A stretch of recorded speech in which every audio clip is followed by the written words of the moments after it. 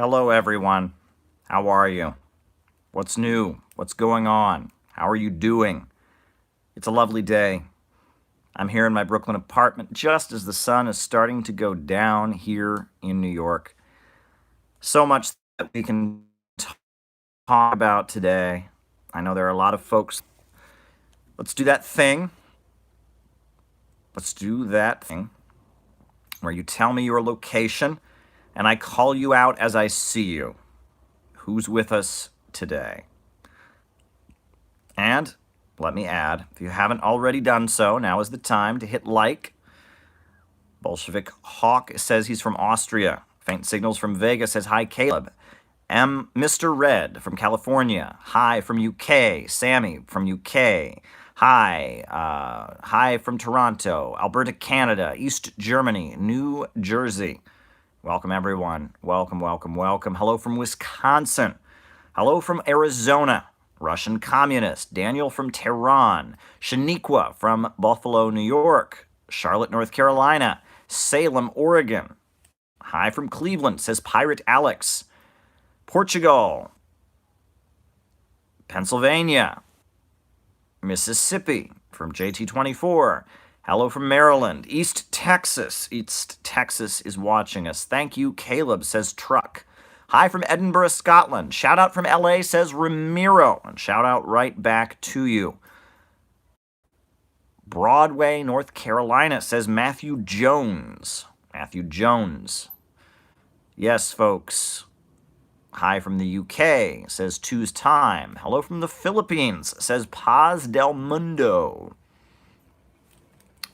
Paz del Mundo. Miami, Florida, says State Socialism. Hi from Austin, says George Kraft. I assume that's Austin, Texas. Hi from Culver City, California, says RB. Dan Uko wants to know my thoughts on the UK election. Albany, New York, says Lawrence Chu. St. Louis, says John L. Yes, folks, I will give you my thoughts on the UK election. But before I get to that, folks, I would like, if I may, to take you on a strange journey. No, I'm just kidding. I would like to give you my thoughts on something that's happening that is a little bit closer to home. So we've been watching this impeachment inquiry taking place on Capitol Hill. And if you are like me, you are absolutely bored of the entire thing. The congressional hearings are dull. Everything about it is dull. They managed to fit anti-Russian narratives and anti-Soviet narratives into everything related to Ukraine. It's dull, it's painful, and it just won't stop. And if you're like me, you have been predicting, basically, articles of impeachment will be drawn up by the House, the Senate will convene an impeachment trial, but because the Republicans have the majority in the Senate, pretty solid majority, they won't be able to impeach Donald Trump, and that'll be the end of it. And that this is hurting the Democrats, it's all a big waste of time. However, folks, I don't know if you noticed, something took place on Friday that made me wonder if this game is a little bit thicker than we would have expected. Folks, on Friday, Donald Trump came out and announced that he was on the verge of a deal with China, that phase one of a deal with China was being implemented. And I actually have here the Wall Street Journal. And quite interesting. This trade war with China that's been going on since June of 2018, Trump announced that he was on the verge of resolving it. All right, that's big news. Big news, but I'm going to read to you from the Wall Street Journal. Robert Lighthizer, that's White House Trade Counsel, told reporters that China would work to raise its total farm product purchases from about $40 billion to $50 billion over 2 years, and this would be part of a package intended to increase some U.S. exports to China by $200 billion, he said. But at the press conference in Beijing, Chinese officials declined several times to confirm the $50 billion figure or any specific level of purchases. Instead, They made vague pledges to increase the purchase of American goods in general, promising further details later. Folks, you will notice with Trump announcing that all of a sudden China is going to be purchasing all kinds of U.S. goods, this trade war is coming to an end, we're reaching an agreement, you will notice that the markets didn't bounce back. And folks, then we realized, this makes me wonder if this was a desperate move by Trump, hoping that he could get credit for some economic success, that he could rush to solve this trade deal so he would look good. It makes me wonder if there's more of a danger of Donald Trump being impeached than we realize. It makes me wonder if Donald Trump is facing opposition within his own party that we don't know about, right? We know that every time Trump takes a controversial foreign policy move, pulls the troops out of Syria, stops arming the Kurds, we know that every time he does that, a wing of his own party, prominent senators, Congress people, get up and raise holy hell against him. And they scream and yell. We saw Meghan McCain's meltdown because Trump stopped arming the Kurdish forces. And it makes me wonder, the fact that, number one, Donald Trump came out all of a sudden and announced that he was on the verge of solving this trade deal, and China won't confirm fully the numbers, and the fact that the market didn't do what the market would naturally do. The stock market didn't rise in response to it. It makes me wonder if the possibility of Trump being removed from office is in fact more real than we realize. It makes me wonder if in the back room something's happening. It makes me wonder about it. Now, the theory has been floated. There's talk of some kind of war with Iran, and that they fear having Donald Trump in the Oval Office. When that happens, they would much more prefer Mike Pence, an evangelical neocon, to be the president to preside over war with Iran. Folks, I'm just telling you, I don't know what goes on behind the scenes, but this was a pretty dramatic move by Trump, and it was oddly timed. He wanted to be suddenly given credit for solving the trade war, and the response, first of all, wasn't what you would expect. There was no jubilation. There was almost what you might call doubt, skepticism about it. Number one. And number two, it makes me wonder what exactly is going on here. Now, we saw earlier this week, Trump declared Judaism not to be a religion, but to be a nationality with an executive order. Now, of course, the Likud party faction in Israel is overjoyed by this. Sheldon Adelson, big supporter of Donald Trump, a big funder of conservative and right-wing messaging like PragerU and Turning Points USA. Sheldon Adelson has got to be pleased that Trump did this.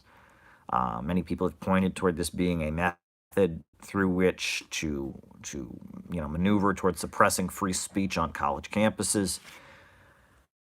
And let's all be real that the majority of Israelis are not fans of Donald Trump, right? The majority of Israel's supporters in the United States and Israel itself are more in line with Hillary Clinton. So something's going on here. It makes me think that Trump realizes that there could be more danger of him being driven from office than we see. That this impeachment proceeding may not be the boring interaction that we believe it to be. It could be that something big is in the works, that there is a card that has not yet been played. Something to be very, very interesting to watch what happens next. Very, very interesting. And let's remember that on the Democratic side, Bernie Sanders would defeat Donald Trump in a general election, according to every poll. But a centrist Democrat, Bloomberg, Buttigieg, probably would not.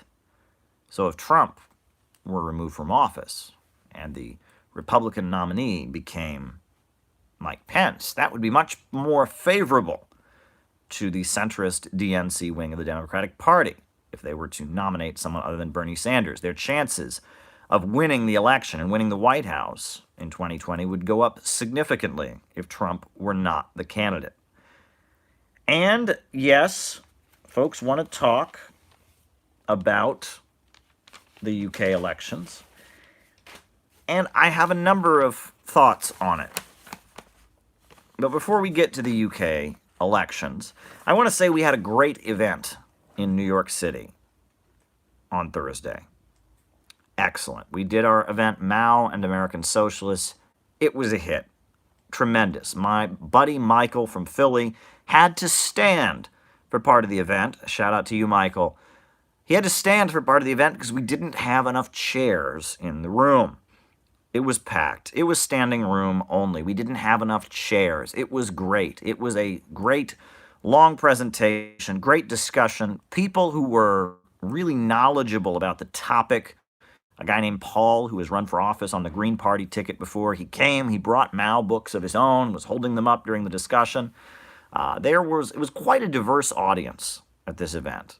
There were members of Democratic Socialists of America, 2 at least members of Democratic Socialists of America.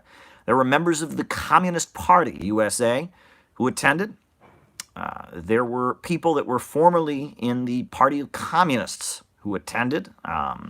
There were people, there was one follower of Lyndon LaRouche who attended. It was a very, very diverse audience. Stan Lin, longtime viewer and commenter in the discussion, he was there. Shout out to you, Stan Lin. A guy who writes for Greenville Post was there. Shout out to you, Max. Glad to see that you were there. It was a very well-attended event. I wish I could give a shout-out to every single person who attended. But if I did that, I would just keep going on and on and on because it was just such a wide variety of people. And the discussion was very wide-ranging. A lot of interesting comments were said. I am editing the video right now. Shout out to my friend Fred, who was nice enough to come and record it. And the video will be up soon. And I'm very excited. I'm adding graphics of everything I spoke about, and we covered a wide range of history. Shout out to Lady Ravenhair, who was there, and shout out to you. It was excellent. It was really an excellent event. The video is coming soon. You're going to love the video. You really will. Very, very exciting event. So much that we talked about. It was a very wide-ranging topic, Mao and American Socialists. It was a very, very successful event. I'm very happy we did it, and I'm happy that you all turned out and came and promoted it, right? I couldn't have done it without all you, and it wasn't just my event, right? It was the audience that makes it. That's why I do these events. If I just wanted to ramble about Mao and American Socialists, I could do it in front of my iPad, or my iPhone. But instead, I like holding these public events because they're like group presentations, and we have discussions, and people make comments, people agree, and people disagree. That's fine. So keep your eye out for it. It'll be on the web, most likely tomorrow, if not later tonight, or the next, maybe as late as Tuesday. It'll be on the web very, very soon. And I'll need you all not just to watch it and comment on it and hit like, but I'll need you all to promote it, right? We want to get it out there. We want more people to see the work that we do. I think what happened on December 12th, Thursday, was a success. It was a great, great event. So please watch it when it comes out. Share it when it comes out. And while we're at it, I know 1 out of 5 of you haven't subscribed, so hit the subscribe button down below.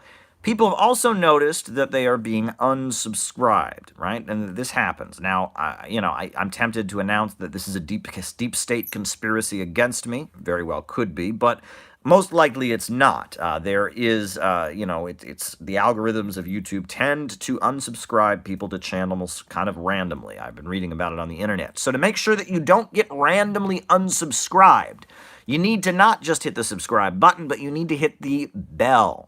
There is a bell for alerts, and that will alert you. Whenever I'm about to go live, it'll send you an alert. Caleb Maupin's going to be live in 20 minutes or whatever, and you can watch. So hit the subscribe button, hit the like button, but be sure to hit the bell. Be sure to hit that bell. Be sure to hit the bell, right? Because we don't want to miss out on what we're doing here. Now, the UK election. I have gotten multiple people asking me about the UK election. Folks, the UK election. Now, I'm sure you all know, as the media reminds us, this was a big loss for the Labour Party and for Jeremy Corbyn. And that it was, absolutely. They did not get seats. They lost constituencies they haven't lost in a long time. It was a big night of loss for the Labour Party. And as many people have pointed out, the Labour Party, by calling for a second referendum on the Brexit vote, seems to have insulted many British voters who voted for Brexit. That is only surface level analysis, but it's true, right? Brexit is something that the majority of the British people favored, and they still haven't gotten it. And the Labour Party, by opposing Brexit, by calling for a second referendum, by just maneuvering against Brexit, has let people down. Secondly, many people have pointed out, it's like the favorite thing of people to point out, that the Labour Party had a very left-wing manifesto, that their election manifesto was very, very left-wing. Well, here's the thing, folks. I looked at that election manifesto, and I thought, they're not expecting to win. It's something that if you study the history of socialism, and you study the history of revolutionary movements around the world, you'll notice. And this is something that I wish, some socialists that I've worked with in the past just don't get this. When you are isolated, when you are not a well-known organization, when you're different, when you're isolated, when you're considered fringe, at that point, you do anything you can to stand out. If you're a small leftist group in the United States and you want people to know about you and follow you, you want to do something unique, different, bold, exciting to get people's attention. You want people to know about you. You want people to who have never heard of you to know who you are, to engage with you, to think you're new and interesting, and engage. When you are in a position of weakness politically, when you are operating on the margins, at that point, you want to grab attention. So you do things that are very bold and exciting and radical. However, when you're on the brink of taking power, when you are on the brink of taking power, when you are a serious political force that is on the brink of taking power, what do? You do the opposite. There's a whole history of this, right? When Hugo Chavez was elected president the first time, in a coalition, he was supported by the Communist Party, supported by the Fatherland for All Party, supported by the most very, very radical forces in Venezuela who had united around him in an anti-imperialist, anti-neoliberalism coalition. And when that happened, Hugo Chavez took office saying he didn't believe in socialism. He was for neither capitalism or socialism, right? In China, during the Chinese Revolution, before Mao and the Communist Party would seize a village, they would have quiet face-to-face meetings with all the business owners and tell them they didn't really believe in socialism. Don't worry. That when you're on the verge of taking power, you tend to tone things down. Very famously, right? Coming out of the fall of the Soviet Union, the Communist Party of the Russian Federation was running in the elections.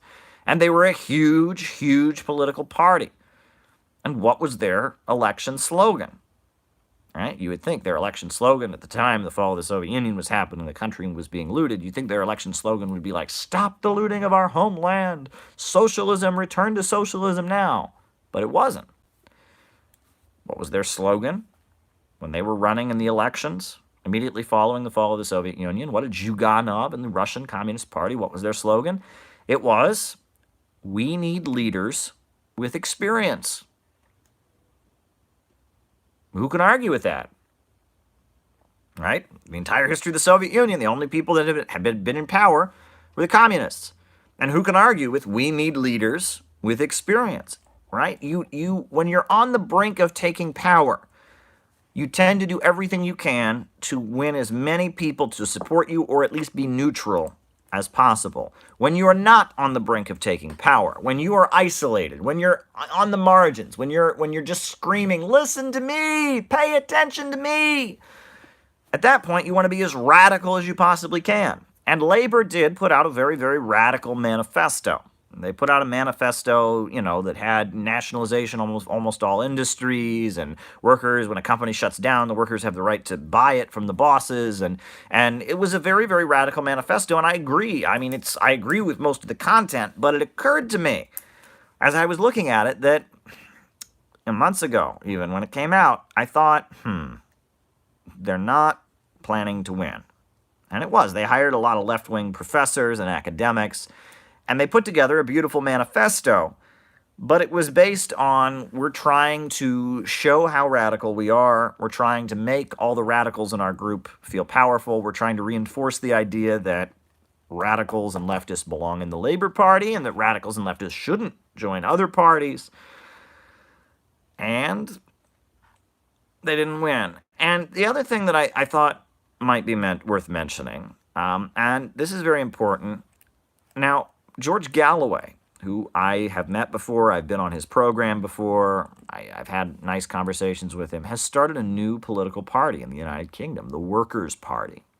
The Workers' Party of Britain, WPB. Very exciting.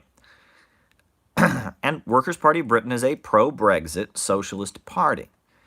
And what seems to distinguish the Workers' Party of Britain is also that they have a critique of identity and sexual politics. And they argue that identity and sexual politics divide the working class of Britain. I'm very excited about the Workers' Party of Britain. It's very, very exciting. I saw them announce the new formation. It's very, very, very exciting. They've made clear it is not a communist party, right? There are communists in it, but it is not a communist party, right? And they're not a Marxist-Leninist formation. They're not, they are simply a party of socialism that favors Brexit and downplays ID poll and sexual politics. And I think that's very important. I think it's very, very important. Now, Space Communist saying, Reddit told me Workers' Party of Britain is fascist. Of course. And that's the thing. If you don't join this liberal identity politics, cult, then you must be a Nazi. I mean, that's how ridiculous the internet is. And that's how crazy the left is becoming. But the Workers' Party of Britain, I'm very excited about it. I think it's a great, great development. And I think it's very hopeful. I'm not in Britain. I'm not active in British politics, but everything I see about this new Workers' Party of Britain that's been formed is very, very exciting to me. And there's some other things I want to get to as well. But let me also add that this result, and no, I don't actually think it's fascist. I'm being sarcastic. I'm making fun of the left for their ridiculousness. I actually think the Workers' Party of Britain is a very great sounding socialist group, but they're the cult that would call them, it says if you don't go along with ID poll, if you don't go along with sexual obsession and sexual culture wars, that you are a fascist. Of course, they go after them. But the other thing that's quite interesting is that the result in which Boris Johnson won and the Conservative Party won almost guarantees Scottish independence. That's right, Scotland. At this point, the Scottish National Party, who has made anti-austerity politics their central platform, that wants to break Scotland away from the United Kingdom and use the oil and gas to fund their continued welfare state. The Scottish National Party had a sweep, and it looks like almost guaranteed that Scotland is going to have another referendum and break away. That's almost guaranteed. Now, George Galloway opposes Scottish independence, as Alex Giovanni points out. But it looks like it's going to happen. It looks like Scotland is going to leave the United Kingdom. And now it seems that Irish reunification is on the table like it never has been before. This is quite an interesting time, right? People want to make this like this is a big defeat for all leftism, all socialism. I would disagree with that. I think that this was a defeat for Jeremy Corbyn and the Labour Party. I think this was a defeat for anti-Brexit leftism. I think this was a defeat for, for a lot of things. But I don't think it was a defeat for the forces that necessarily oppose imperialism. I think it was a defeat for Jeremy Corbyn. Jeremy Corbyn's great in a lot of ways. It also shows the power of the smear campaign. The fact that this man has been called an anti-Semite left and right nonstop for years, despite no evidence. I mean, it shows that, and I'm not ready to call Jeremy Corbyn synthetic left necessarily. I think he's a great guy with good intentions. But regardless, his leadership of the Labour Party seems to have failed to deliver political results. He's stepped down. The Workers' Party has been formed. Scottish independence is on the table and probably going to happen. This is a new moment. And what you would think that the Wall Street Journal, the voice of American capitalism, would be jubilant, would be just jubilant, just absolutely thrilled and happy and delighted that the Labour Party and the Conservatives went down in flames. But you'll notice that they aren't. All right, this is an interesting article from the weekend edition of the Wall Street Journal. It says, the conservative movement in the West now has become markedly more populist and nationalist and appeals to a distinctly more working-class constituency. Fiscal restraint, once a cardinal tenet of conservatism, matters less. Rewriting the rules that have governed the global economy matters more.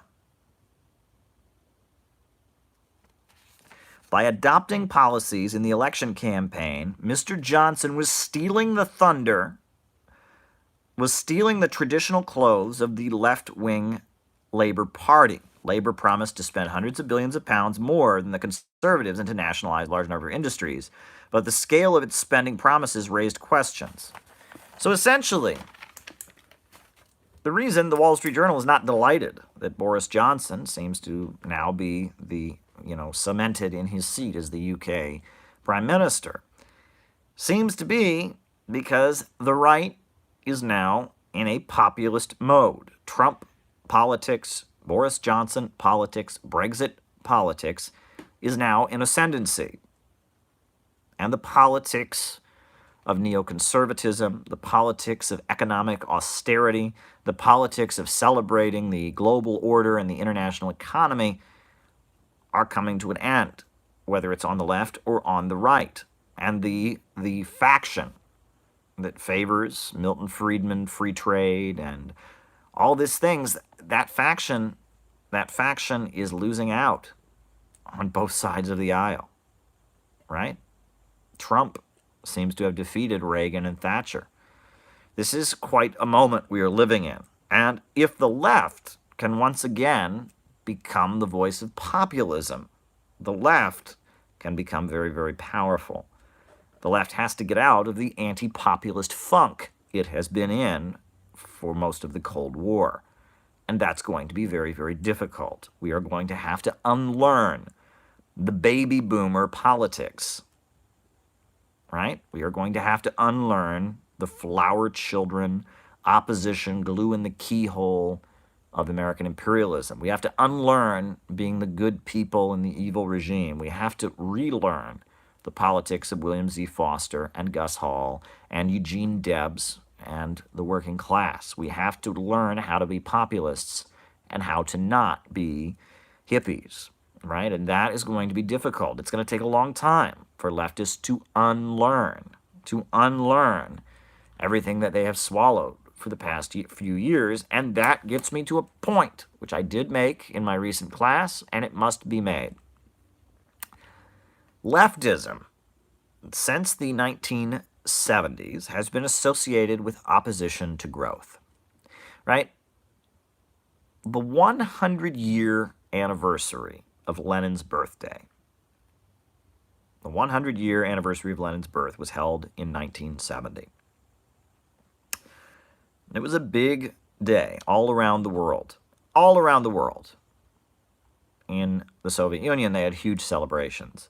In China, they had huge celebrations. In Africa, many African countries, huge celebrations. Many Latin American countries, huge celebrations. All over the world, they were celebrating Lenin's birthday. But Americans didn't notice. Americans had no idea that all over the world people were celebrating the birthday of a prominent communist. You know why that is? Because we were busy celebrating the first Earth Day. Right? The first Earth Day was held on the 100-year anniversary of Lenin's birth. Look it up. Look it up. If you don't believe me, look it up. The first Earth Day was held on the 100-year anniversary of Lenin's birth. And the fact that Lenin's birthday in the United States and among American leftists was replaced by Earth Day is not an accident. Not an accident at all. Leninism, an understanding of Marxism, is based on the fact that all these countries around the world have been kept poor by imperialism. All these countries around the world have been kept poor by Wall Street and London bankers. They've been trapped in a global system of monopoly capitalism. They've been trapped in it. And Leninism argues that on the basis of national liberation, the working class will lead a struggle for these countries to break free from imperialism and begin to industrialize and raise their living standards, to raise themselves up from poverty, to break out of the trap of imperialism on the basis of national liberation. Read Lenin on the national question. Read Lenin on imperialism. Lenin's book, Imperialism, the Highest Stage of Capitalism, or his essay, Imperialism and the Split in Socialism. Right? Leninism and Lenin, his entire ideology, his entire worldview was about raising people up from poverty. He said that socialism in the Soviet Union, communism no less, would be Soviet power plus electrification. Soviet power plus electrification equals communism. That's what he said. Electrify the Soviet Union, industrialize the Soviet Union. That's Leninism. All right? In the 1920s, do you think that this is the beginning of a new era for the rise of fascism like the 1930s? Sami asks me that question. And no, I don't think that is the case. I think that we are seeing a right-wing reaction. But what makes this moment so different from the 1930s is this, and this is the key difference. In the 1930s, leftism and socialism had been around for quite a long time, all right? The Second International, the Marxist movements had been active in the lead up to World War I. Many of the Marxist parties had betrayed the working class and supported World War I. There had been socialists elected to office in Britain, in Germany, in France, and all of that. And socialism had had the energy. Socialism had been everywhere. And when socialism wasn't delivering in the 1930s, right, as the Great Depression continued, and socialism had been everywhere in Europe and in the United States and everywhere, as socialism was not delivering in Germany, as socialism was not delivering in Britain, as socialism was not delivering in France, fascism came into ascendancy because the left had failed. Now we're in a period where everyone knows that socialism's failed everywhere it's ever been tried, and you can't be socialists. Everyone knows that socialism doesn't work. You know, that's the era that we're living in now. And so, just like they gave the socialists the first try, social democracy, Marxism, the first try, and it didn't deliver, so fascism came next, this time it's the far right that's getting the first try, because everyone knows, right? The far right, the Trumps, the Boris Johnsons, they're getting the first try. And they're the ones that are failing. The crisis is not being resolved. Now, the left has to get itself together and come up with a real alternative and figure out how to be populists again. But what makes this era different is that it's not the socialists that have the first try and failed, and so the right comes into ascendancy. This time, the right have had the first try. They have all over the world. The far right have the first try, and they're failing. They're not ending the crisis. They're not addressing the crisis. And that means that the left has the opportunity. And you'll notice that when fascism came into ascendancy, it was a complete remake of right-wing politics. This must be added, right? Fascism was something completely different, right? Oswald Spengler, the father of right-wing politics in Germany, he couldn't believe. I mean, he didn't like the Nazis in a lot of ways. He was like, these people believe in economic growth. These people are populists, right? They're right-wing populists. We don't believe in populism. We believe some people are just naturally superior to others. The Nazi and Italian fascism, all of that was a remake of conservatism. It was conservatism reoriented to steal the populism of the left, right? To build mass movements, to exuberate some of the same emotions. It was hijacking left-wing sentiments and using them for a right-wing agenda, right? It was right-wing populism. And right-wingers up until the 1930s didn't believe in populism, right? You have to remember that. Populism had been associated with the left, but the right wing was against populism. Populism means people are in motion. And thank you, Sammy. I'd be happy to go on Joe Rogan's show. But populism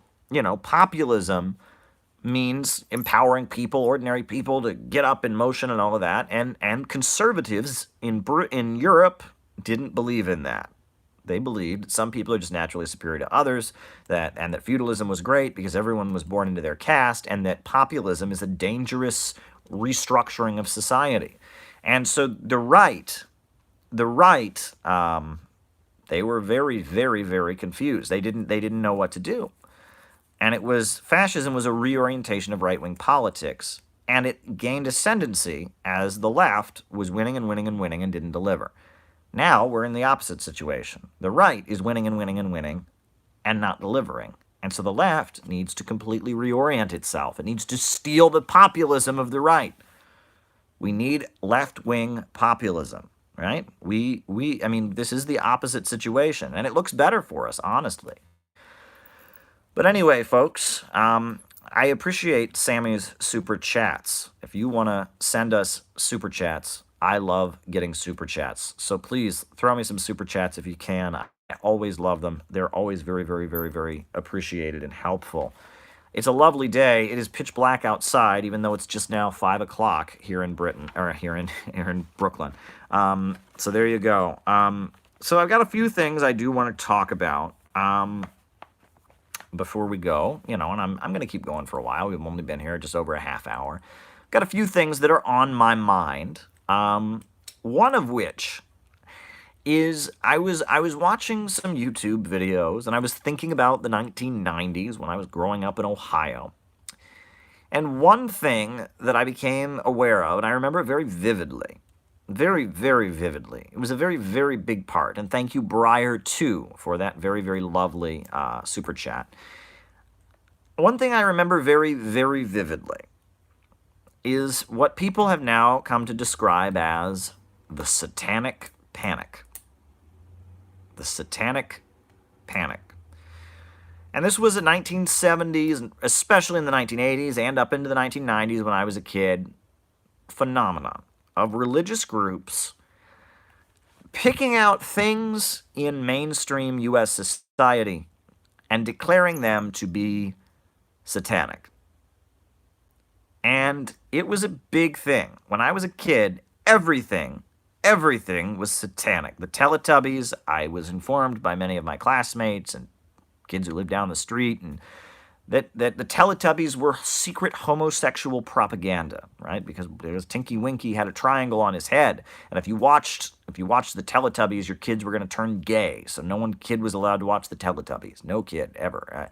The Power Rangers, where did their power come from? Clearly, it came from a source other than God, so they were Satanists. Harry Potter, witchcraft, Satanism, and it was this thing, and you can go further back, right? I mean, the earliest example of this kind of silliness was, I don't remember, I wasn't alive, but the Beatles, right? The Beatles gave an interview, and John Lennon said in the interview, "We're more popular than Jesus." Just making the point that Jesus is so popular, he's using it as an expression, right? Like, we're richer than Bill Gates, We're more popular than Jesus. And I'm not defending the Beatles, but that's a whole nother conversation. And so Christian groups were furious and they began burning Beatles albums. And there was this evangelical Christian, it was before the big evangelical stuff, but tent revival Baptist kind of people were burning Beatles records. Oh my God, he said he's more powerful. It was an infuriating thing. It was big. And then you get up into the 70s, you have backmasking, and someone's already mentioned it in the comments, where people would play records backwards, the old vinyl records, and they'd play them backwards, and they would play it backwards, and it would go, and people say, see, it says Satan is the leader, and people would hear a voice, you play a record backwards, and it would go, right? And I think it's like one of the Beatles albums, you play it backwards, it says, 10 million dead man, 10 million dead man, right? Or yeah, I mean, it's like, and you play, Stairway to Heaven backwards. It sounds like there's no escape. There's no escape. And it was this crazy thing where, like, middle American Christian folks were seeing Satan everywhere, and it's crazy. I mean, it was like they were infuriated. I mean, it was like Satan was everywhere, right? And people started joking around, like Weird Al Yankovic eventually would backmask things on purpose as like a comedy, as like a joke. And it was a big thing. And when I was a kid, I remember, the kids down the street from me were not allowed to watch, anything related to Star Trek and Star Wars because it was clearly satanic. And you listen to some of this stuff that these people were saying, these satanic panic Christians were saying. And it was quite unbelievable. It wasn't just that, that the world is not Christian and we need to be Christian. It's like the government is completely infiltrated by Satanists, right? This was like some really, really, in a way, anti-establishment right-wing stuff, right? I mean, it was like they had a conspiracy theory that was vast, right? And I know, like, the reporter who's now a big Fox guy, Geraldo Rivera, he did a segment, he did a big piece about, like, sure, belief in Satan is a matter of religious belief, but there are millions of Satanists in the United States. And it was like, people thought there were, like, secret cults of devil worshippers. There was a book called Michelle Remembers. Michelle Remembers. It was a bestseller. And it was this woman, was like a child. She had gone to see a psychiatrist, and the psychiatrist had hypnotized her, and she remembered that she had been kidnapped and molested and raped and tortured by some satanic group, and that she, had been held in a cage for months and months and months. Well, she had, it's been proven that she had perfect attendance at her school, so that wasn't the case. However, when she grew up, when she became an adult, she married her psychiatrist, the one who hypnotized her and had her remember all of this. And everyone was just panicking, and there was like this fear that like Satanists were going to come abduct little children and torture them, and it was this weird thing. It was the satanic panic, and it wasn't a New York City thing. It was not a Southern California thing. It was very much like an Ohio, Iowa, Missouri thing. It was very, very bizarre, and everyone was convinced that there was this secret satanic plot hiding under every pillow and every rock, and they were coming to get you, and you couldn't listen to rock music, and you couldn't watch mainstream television shows because Satan was everywhere. What was going on? What in the world was this? When I was a kid, I mean, my family wasn't into it. We were not evangelicals. We were mainstream, mainline Protestants. But like everyone at my school, they weren't allowed to have the Harry Potter books. They weren't allowed to have Harry Potter books at my school because, oh my God, can't have Harry Potter in the school library. And the town library, people were constantly demanding that books be removed because they were satanic. And it's like the little children are going to see things on TV that are going to make them satanic.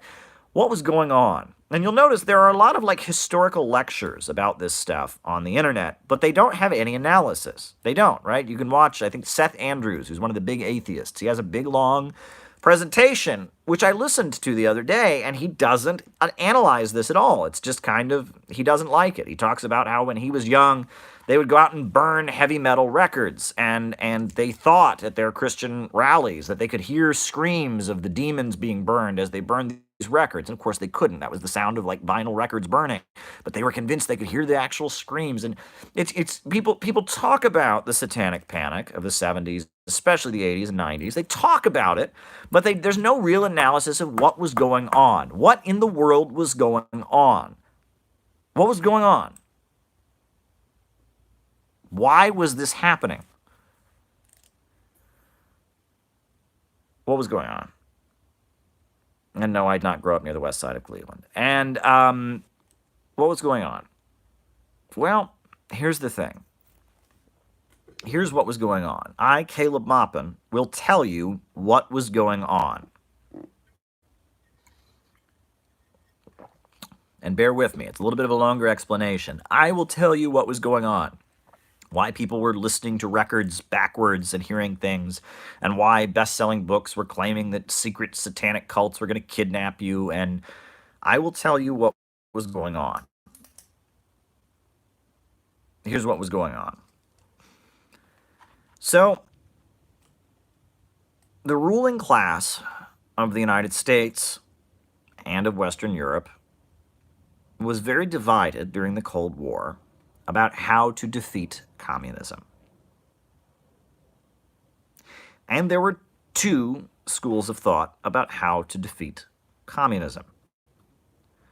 The first school of thought, which was popular among factory owners, National Association of Manufacturers, J.P. Morgan, their school of thought was to defeat communism, we must build the most authoritarian society possible. We are going to reinforce patriotism. We are going to reinforce religion. We are going to militarize the economy and, sell lots of guns and, military industrial complex. And we are going to have a militarized, patriotic state, and we are going to outlaw communists, and we're going to put them all in jail, and we're going to have the Pope declare a holy crusade against the communists, and we are going to march in and destroy communism, fascism. That's the fascist viewpoint, ultimately. That's what Hitler believed. That's what Henry Ford believed, is that the way to defeat Marxism was to make U.S. society into an authoritarian police state, crush the unions, reinforce, put patriotism everywhere, put religion everywhere, and march in and crush communists. And look how well that worked out for Hitler. Sarcasm, of course, right? Look how well that worked out for Mussolini, right? Hung upside down. Wasn't a very good strategy.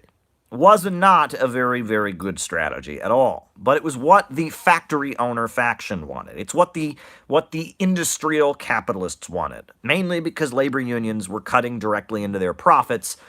J.P. Morgan, the National Association of Manufacturers, Oswald Mosley, those folks wanted fascism.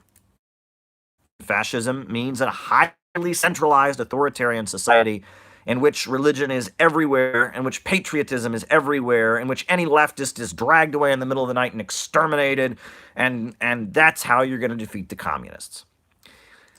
And that faction seized control in Germany and in Italy, and it tried to seize control in Britain and failed, and it tried to seize control in France and failed, and ultimately France was invaded. And that was one view. That was the view of factory owners. That was the view of lower levels of capital about how to defeat communism. However, the Rockefeller family and the Fabian Society of Britain had a very different view about how to defeat communism. Their view was the complete opposite.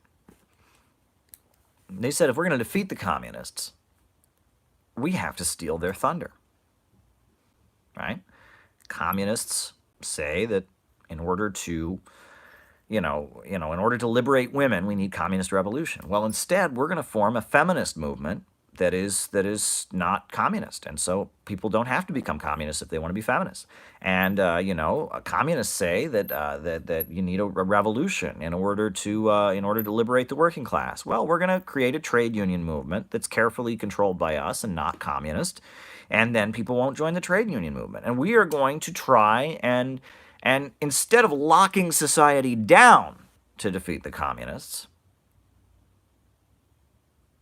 we are going to completely open up society to defeat the communists. We're going to start talking about gay rights. We're going to start talking about, legalizing abortion. We are gonna go all out with our social liberalism to defeat the communists, right? And this was the strategy of big oil. This was the strategy of wealthy finance capitalists. This was the strategy of those folks who are globally oriented, not economic nationalists, but globally oriented, right? We are going to essentially tear down borders. We're going to create global institutions at the Bretton Woods, like the IMF and the World Bank. And we are going to defeat the communists by creating a new liberal order in which we tear apart all the things that drive people together to resist, in which we push radical individualism. And that is how we are going to defeat the communists, because no one will want to be a communist, number one, because all the stuff that communists rally around, And number two, we will create so much instability in society that no socialist government will be able to stay in power. And over the course of the Cold War, more and more and more, this viewpoint won out. Zbigniew Brzezinski, Henry Kissinger, right? Marilyn Ferguson and the Aquarian Conspiracy. The idea was to create so much instability in society that, number one, communist and socialist movements, wouldn't have anything to rally around, number one, or they would be things would be so disorganized, people would be so atomized as individuals, they wouldn't have any ability to organize and resist. And number two, within the socialist countries, to unleash unrest and chaos and resistance that would destabilize those societies. In order to create one global economy, you must push radical individualism. And that this faction ultimately won out. And that, you talk about the Congress for Cultural Freedom program, where the CIA was funding left-wing activism to destabilize that was anti-communist. You can talk about the Tavistock Institute, in which they did all kinds of research to figure out what kind of rock and roll music people would love to listen to. And you talk about the CIA's program with drugs, MK Ultra, where LSD was being distributed on college campuses. And there was a huge effort to destabilize Western societies and destabilize the world in the hopes of laying the basis for one global economy and destabilizing and tearing down socialism. And they were very, very effective. They did it, right? It was Beatles music. It was sex, drugs, rock and roll, and belief that Western consumerism and Coca-Cola were amazing. That's what brought down the USSR. No, it wasn't Reagan's military spending. That's a myth. It was very much a political defeat in which Western destabilization, individualism, selfishness, this cultural confusion seeped into the socialist countries and created unrest, right? And this was very blatantly stated at times. Read Zbigniew Brzezinski. Read what these people said. It was an effort to destabilize. And these Americans who were living in small towns, like I grew up in a very small town in Ohio. The place I'm from is where Smucker's Jelly came from. It's called Orrville, Ohio, not the west side of Cleveland, very far from Cleveland, about a 2-hour drive from Cleveland. And in these small towns and in these little communities where people had lived a very traditional life, right? Things were normal, life was predictable. All of a sudden, you had Beatles music. All of a sudden, you had rock and roll. All of a sudden, you had these things, and these people were terrified, right? The power of the Western world was unleashing instability. These folks didn't have the language to understand what was going on. They just knew that something evil was coming out of the governments, something evil was coming out of the big media, and they didn't understand it. And you can compare it to when they brought, tractors, when the Soviet government brought tractors to little villages in Ukraine.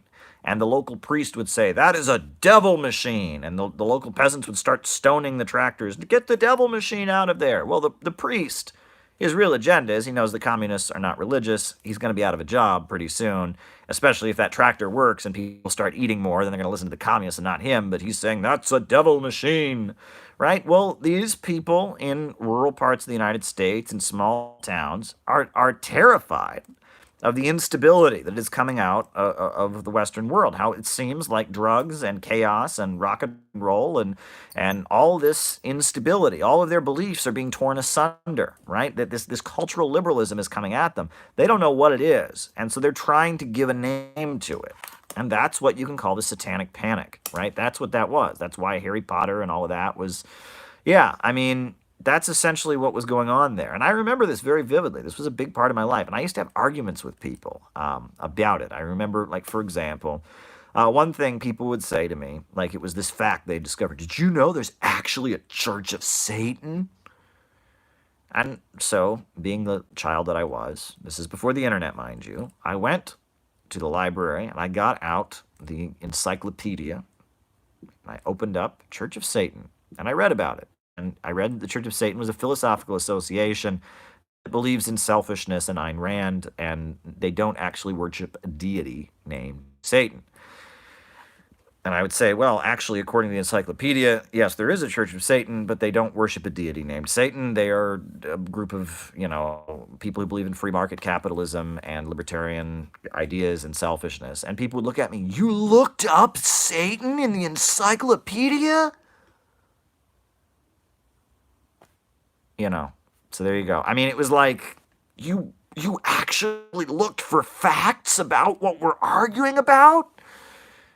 I mean, that was the response to me, right? I mean, it was just kind of like these people didn't want to think.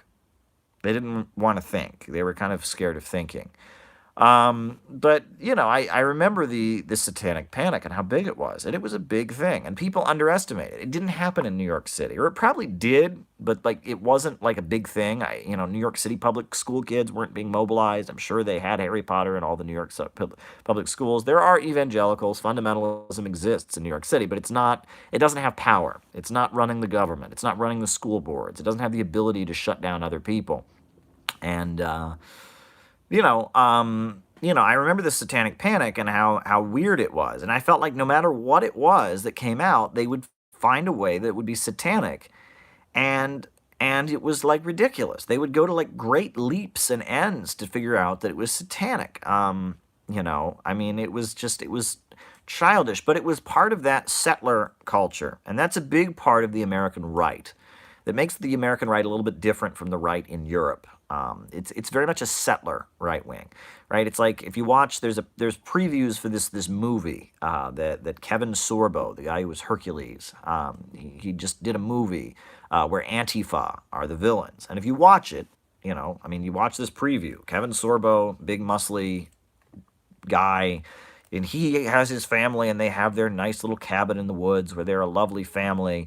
And there are these scary Antifa people who he has to go fight and protect his little family in the woods. And that's very much, very much the aspect of what it was. It was very much what you might call a settler kind of thing. It's like, well, we're on our own, right? That we're, and if you look at it, the homeschooling movement, for example, there were kids down the block from me who were homeschooled. The homeschooling movement, and, the right to bear arms, and a lot of these things that are very much an obsession of the American right, it's based on this, I'm going to have my family separate from everyone else in the middle of the woods, all by myself, and no one will touch me. And it's this fear that the government is going to come get them, right? That the government is going to come get them, and they're locked and loaded. And, it's like the disaster movie, the survivalism, right? During the Cold War, people were like building bunkers in their basements because they thought the Soviet Union was going to, bomb them, and it was going to be the end times.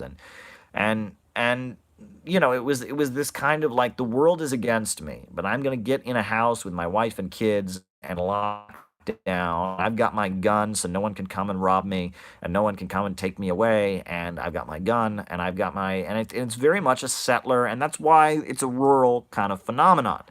It's very much this kind of settler fantasy of of being separate from everyone else, being super religious. You almost feel like a lot of the white European immigrants who came from Europe were like people who didn't like other people, and they felt, they wanted to go and be religious in the middle of the woods and not be bothered by anyone else.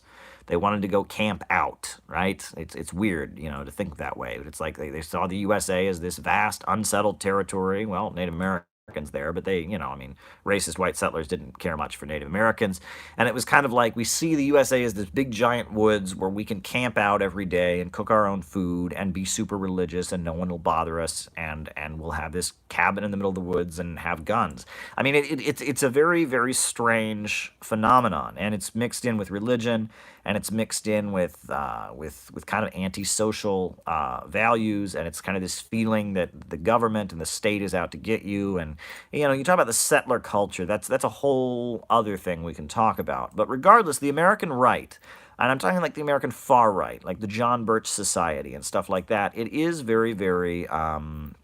Yeah, it was very interesting. I saw someone sent me a super chat about Mao's revolution or something like that, and maybe someone can repeat that. I always want to answer super chats when I get them, but it like went by really fast. It was like $2. Mao's famine revolution something. What did they say? Does someone want to repeat it to me? It went by too fast. But yeah, I wanted to talk about that. Shout out to the farmers during Mao's revolution. Yeah, well, there you go. Yeah, very good shout out. I mean, and hail the communes, right? I mean, the farmers and the peasantry was who made the revolution, but they weren't settlers. I mean, these are people who, it was very collective. I mean, the villages in China, it was a very, very collectivist kind of thing, and someone raised that during the class, actually.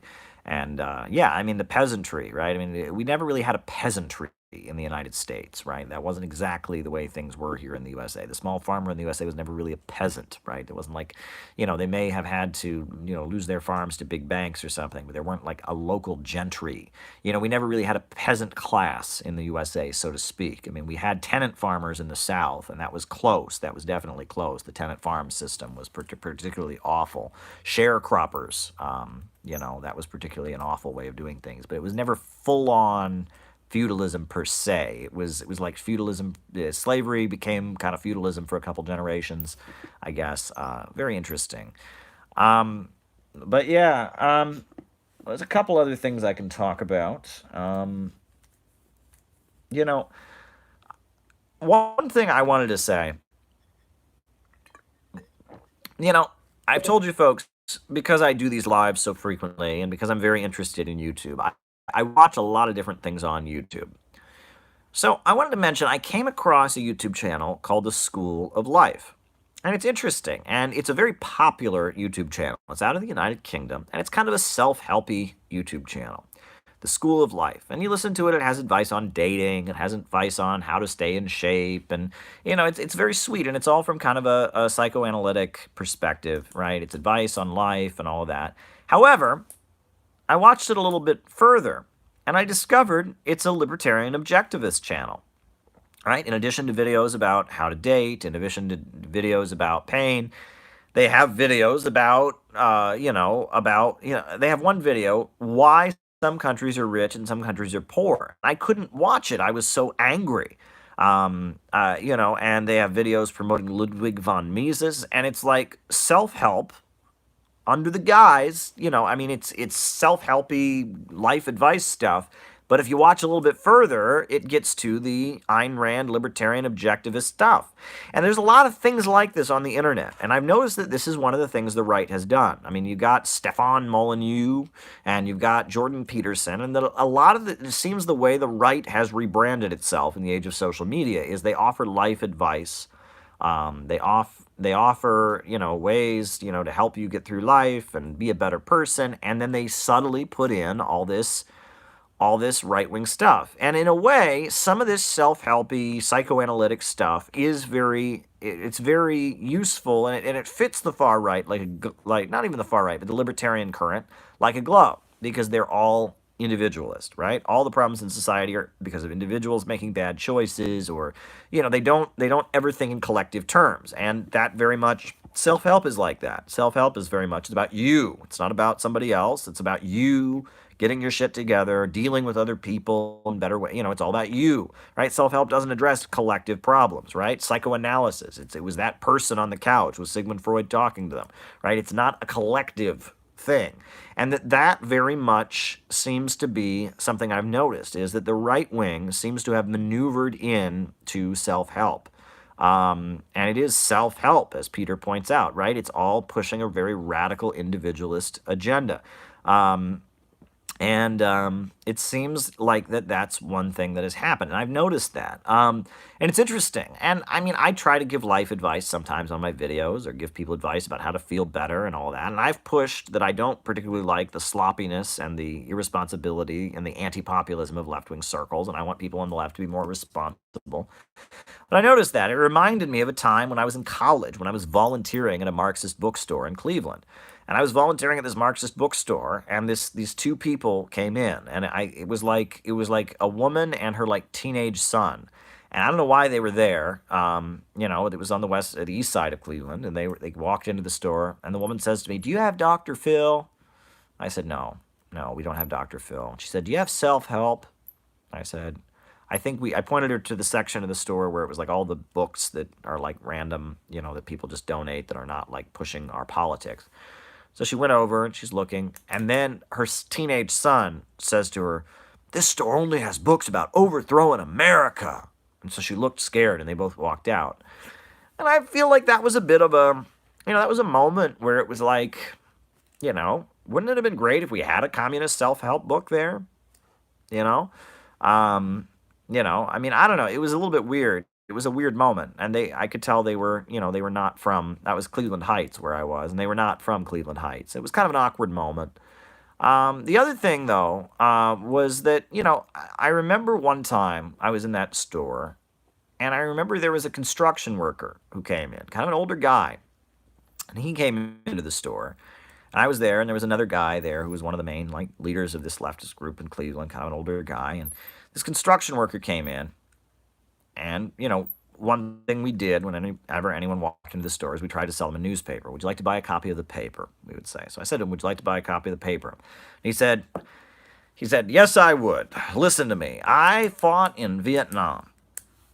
And before he could get the words out of his mouth, right? I mean, he's buying our newspaper, and he says, "Listen to me, son." He's talking to me, the young guy. "I fought in Vietnam." But as he's just getting the words "I fought in Vietnam" out of his mouth, the older leftist guy, who's, like 70 years old and baby boomer, says to him, "You shouldn't have gone." And I just kind of jumped back, and I thought, what was that about? And the construction worker, agreed. He said, "You're right, I shouldn't have gone." He said, "You're absolutely right. I remember I read the Pentagon Papers. I was lied to. I'll definitely buy that paper." But what struck me was that this old leftist had, like, he was ready to have a fight with this guy. And I just thought that wasn't the right approach. Why go out of your way to offend somebody? Now, I know that this older individual had been a leftist for many years and had been, beaten up probably many times and had construction workers and right-wing guys and Vietnam vets beat him up before, but there was no reason to get all worked up like that, and that kind of hostility. "You shouldn't have gone." Whoa. It was, yeah, it was a little bit much. I mean, it was just kind of, I remember that, and that hostility can't be particularly good, I think. I think part of figuring out populism among American leftists will be to try and be more friendly to people and try to engage with people on a friendlier level, I think, and figure out how to win friends and influence people, right? Dale Carnegie. I wrote an article comparing Dale Carnegie to Mao and some of Mao's concepts of the mass line to Dale Carnegie's How to Win Friends and Influence People book. People thought it was pretty wild and off the wall, but I'm glad I wrote it. But listen, folks, I've got a couple things I can talk about before we go, but if anyone has anything they would like to talk about here, throw something out there. I'm all for having a chat. I've got a couple more things. Shout out to Michael, who's with us. Shout out to Space Communist. What else is on people's minds today outside? Debt Jubilee, says Veratheus. Can't really talk about that very much. China, well, always plenty to talk about China, isn't there? I did a whole class on it. Liberation theology. That's interesting. I might be able to tie that in with my closing kind of comments. But yeah, sure. If anyone wants to send me super chat or give me something to talk about, please. My while, I'd be happy to talk about. Another thing you can do is be sure to tweet this out. Right? Be sure to share this link. We need more people on these lives. We need to spread this conversation. The chats and conversations we're having. Thoughts on Richard Wolff? Great guy. I've had the pleasure of interacting with him on many occasions. Very, very, very friendly guy. I love talking with Richard Wolff. Brilliant, brilliant economist. Understands Marxism very, very, very, very well, in great detail, educated at some of the greatest schools in the United States. Every time I'm in the presence of Richard Wolff, it is deeply an honor. The two of us, I'm sure, do not agree on everything. I'm sure there are things that we don't agree on, and the way we see the world doesn't exactly match up, but that's okay. Great fellow. I'm a big fan. Big, big fan. But yeah, so I guess since unless people have some more topics they want me to get to, I think we can kind of wind things down here. But I wanted to talk about, before I go,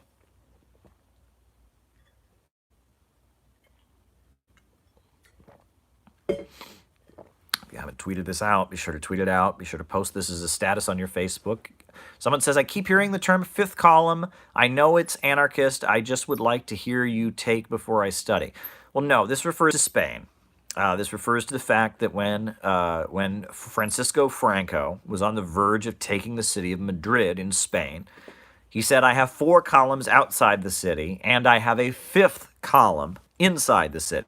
And he was referring to elements in the city who were disloyal to the Spanish Republic. And it is true that during the Spanish Civil War, General Franco, the fascist, was covertly supporting ultra-left forces like the Trotskyists and anarchists. And that's where the term fifth column, if you look up the fifth column, that's a reference to people within the Spanish Republic who were being, who were traitors, who were being covertly supported by Francisco Franco term. And it became, in World War II era times, that just kind of became a term for the enemy within and such. And that's World War II era lingo. So I hope that answers your question. I appreciate the super chat. So folks, it's that time of year once again. I can't go into a store or a restaurant without hearing Christmas music. Holly and wreaths are hanging everywhere. Christmas lights are on display. Manhattan is full of shoppers. Even though it's freezing cold, the trains are full of people. This, downtown Manhattan, 42nd Street area is full of people. It's that time of year once again. And one thing I have pointed out to people is that the American Christmas tradition has more to do with Odin and Yuletide than it does with the birth of Jesus Christ. All right, so what was Odin and Yuletide? So Odin was the god of the ancient Germanic and Norse people. And he was an old man with a beard. Old man with a beard who came to Earth once a year for the winter solstice to rejuvenate the energy. When everything's dying in the winter, everything's dying, cold and freezing, Odin shows up to breathe life back into the earth just in time for the winter solstice. And they called that Yuletide. And that was Odin. And Odin was a bit different than the Christian deity. Odin was a god of valor and sacrifice. Odin, when old Norse men were dying in their beds from disease, they would slice themselves open in the hopes that when they died, Odin would see their wounds and believe that they had died in battle, so that then allowed to enter Valhalla. Valhalla. And Valhalla was this hall, this great hall, where Odin and the warriors, the great warriors, lived forever, right? And that was the myth of Odin. And of course, they hung up wreaths, the circle, for the circle of life, right? For the seasons, continuity. And pine. Why? Because it stays green. It's evergreen. It stays green, even in the wintertime. Even in the wintertime, it stays green, showing that life will not die. The world is not ending because it is wintertime. And the Christmas tradition in the United States is very much Odin. I mean, it's very, very Odinist, right? And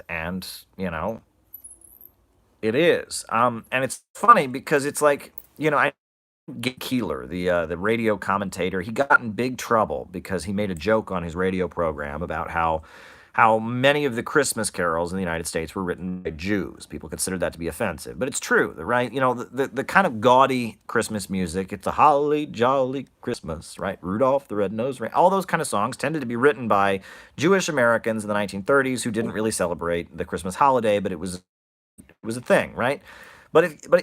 I feel like if you want to know what the old Yuletide was about, there's a couple of those older Christmas songs that are very low and dark, right? You think of like God Rest Ye Merry Gentlemen. You think about that, right? Think about O Come Emmanuel. These very dark kind of hymns, right? These kind of Christmas songs that are like dark. And think of that.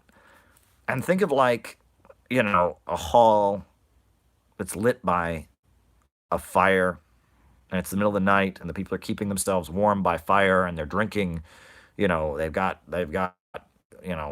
gauntlets, or well, not gauntlets, I'm sorry, but like, goblets, and they're drinking, out of goblets, and Norsemen singing, these dark kind of, that's kind of more the Yuletide spirit, right? A lot more than Holly Jolly Christmas, right?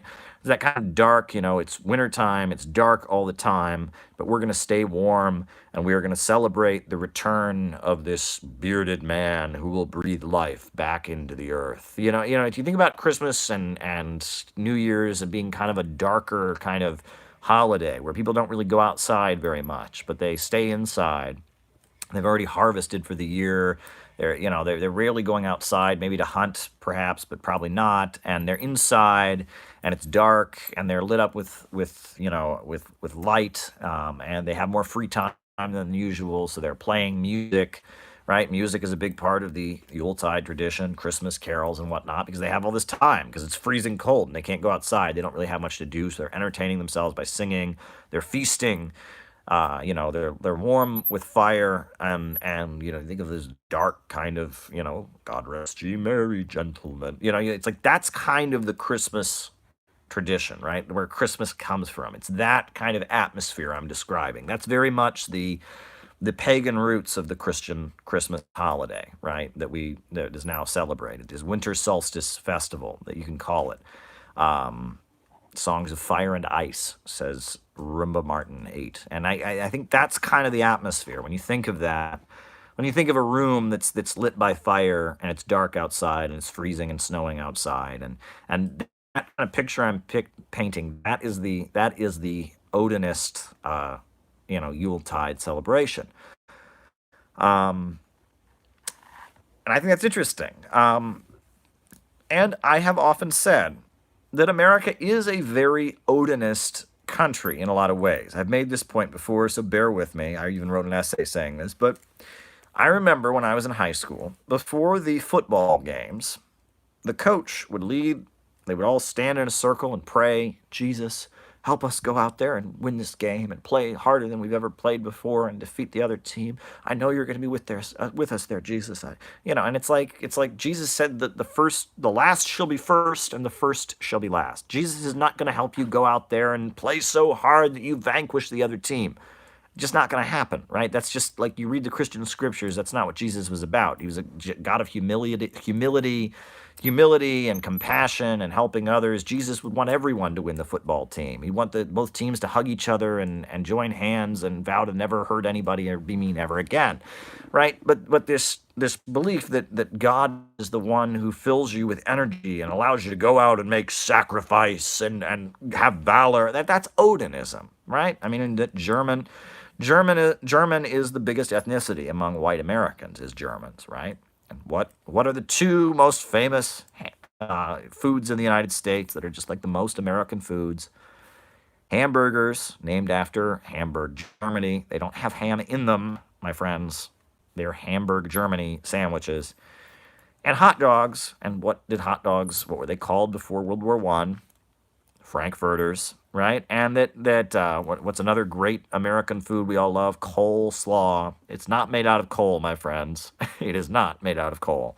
It has nothing to do with minerals from the earth. It's very much, we are very much a Germanic culture in the United States, and that the Christmas celebration is very much, I think, is very much an expression of Germanic paganism. It is probably one of the most explicit expressions of Germanic paganism.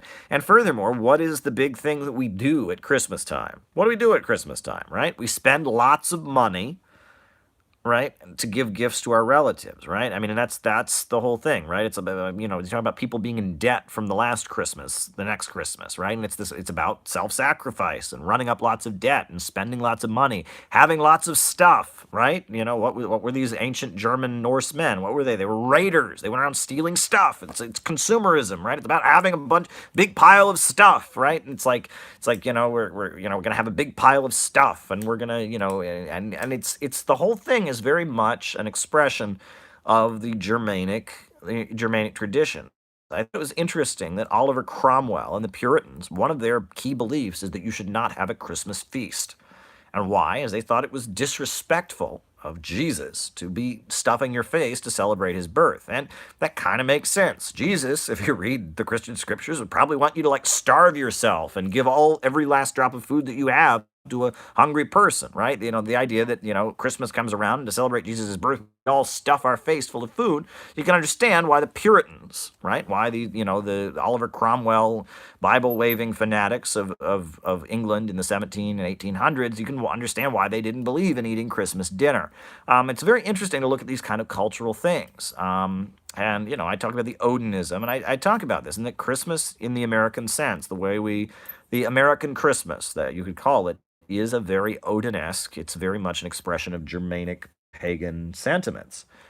That said, and this isn't a really profound point, it's just something I find kind of amusing.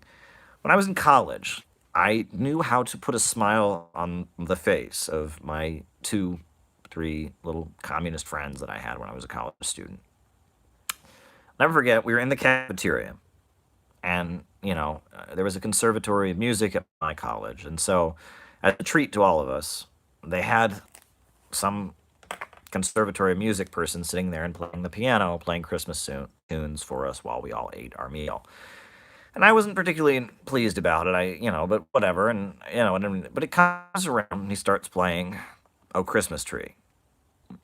And so, to put a smile upon the face of my 2 good friends, I remember I started singing, "The people's flag is deepest red.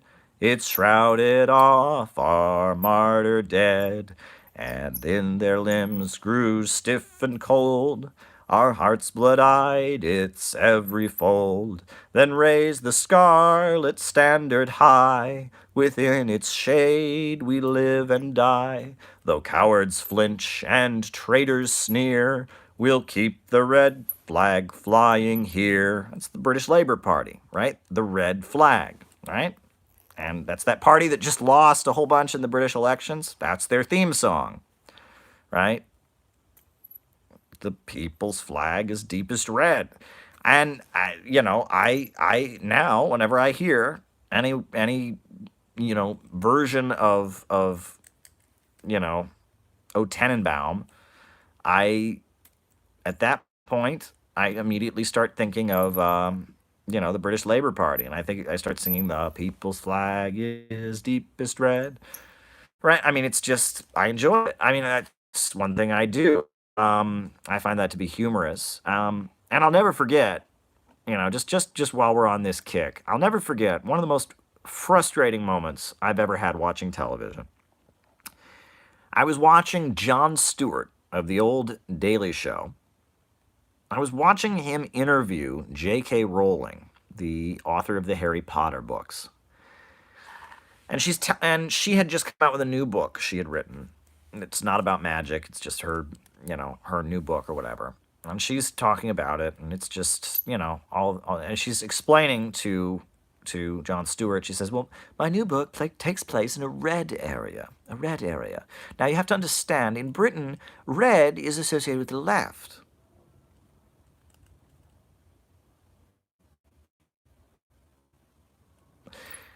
And Jon Stewart says, "Huh, yeah, you're right. In the USA, it's the Republicans that are red. It's the Democrats that are blue. But in Britain, it's the left, the Labour Party that are red, and it's the conservatives that are blue. I wonder why that is." Yeah, J.K. Rowling says, "Yeah, I have no idea why that is. Yeah, why is that? Huh? And they just sit there dumbfounded for like 2 seconds on the TV. I wonder why. I wonder why in Britain the left is associated with red. I'm just like, my mind is like blown. It's like communism doesn't exist. Socialism doesn't exist. How, the people's flag is deepest red. Red, communism, Marxism, labor unions, socialism. Hello, people. I was just like, I couldn't, my head wanted to explode. I was like, are they seriously sitting here and going, I wonder why. I wonder why. I wonder why that is, right? Yeah, the left is the red. Oh man, it was something else. It was a moment where I was just like, is this possible? Is this really, really possible? It was a frustrating moment, and that shows that we have our work cut out for us, folks. We have our work cut out for us. We do. If we want to get people to understand Marxism and socialism, we have to keep the message going. Education is important, right? The kind of things that I worked very hard to do, that you've all worked very, very hard with me to do, where we do these classes and presentations, where we make YouTube videos. This kind of thing is really, really important. People have no idea. But we have an opportunity. We should see this moment as an opportunity to teach actual Marxist and socialist principles, to get past anti-populism, right? And to start laying the foundations of socialism and Marxism once again. That's what we need to do more than anything. We need socialist consciousness to spread in the United States. We need people to understand that it's very possible to have a society where the banks, factories, and industries are organized to serve the people and not profits. We need that more than anything right now. We need a government of action that will fight for working families. We need a government of action that will fight for working families. More than anything, we need a government of action that will fight for working families. Folks, a new upsurge in the struggle against U.S. imperialism is now emerging throughout the world. Ever since World War II, U.S. imperialism and its followers have been continuously launching wars of aggression. But the people of various countries have been continuously waging revolutionary wars to defeat their aggression. And while the danger of a new world war still exists, and the people of all countries must get prepared, revolution is the main trend in the world today. And while the danger of a new world war still exists and the people of all countries must get prepared, revolution is the main trend in the world today. It is always my pleasure to interact with you folks. Keep your eye out for the Mao class presentation. The video is on its way. My best wishes to all of you. Happy holiday, whatever holiday you celebrate. Best wishes. Peace.